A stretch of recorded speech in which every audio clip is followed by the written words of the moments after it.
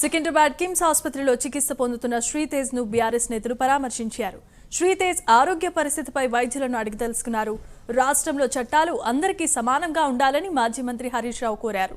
గురుకులాల్లో విద్యార్థులు మృతి చెందితే సీఎం పరామర్శించలేదని విమర్శించారు. ఓ సర్పంచ్ ఆత్మహత్య చేసుకుంటే అందుకు కారణమైన సీఎం తమ్ముడిని ఎందుకు అరెస్ట్ చేయలేదని హరీష్ రావు ప్రభుత్వాన్ని ప్రశ్నించారు.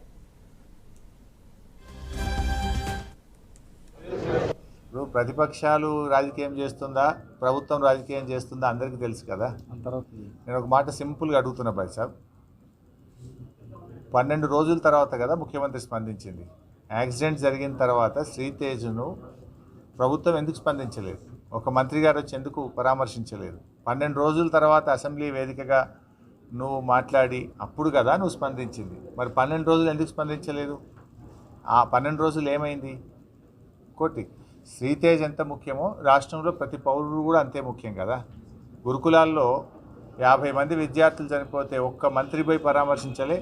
దానికి మంత్రిగా ఉన్న ముఖ్యమంత్రి గారు కూడా ఒక్కరోజు పరామర్శించలేదు. ఎందుకు వెళ్ళలేదు ముఖ్యమంత్రి గారు? మరి వెళ్ళి ఆ కుటుంబాలకు కూడా ప్రభుత్వం ఆదుకోవాలి కదా. ఆ తల్లిదండ్రులకు కూడా కడుపు కోతనే కదా. ఆ కడుపు కోతపై గిరిజన విద్యార్థులు, దళిత విద్యార్థులు, బీసీ విద్యార్థులు 50 మంది చనిపోతే ఎందుకు ప్రభుత్వం ఆ రోజు స్పందించలేదు? ఇప్పుడు ప్రతిపక్షాలు రాజకీయం చేస్తుందా, ప్రభుత్వం రాజకీయం చేస్తుందా అందరికీ తెలుసు కదా. నేను ఒక మాట సింపుల్గా అడుగుతున్నా భాయ్ సాబ్,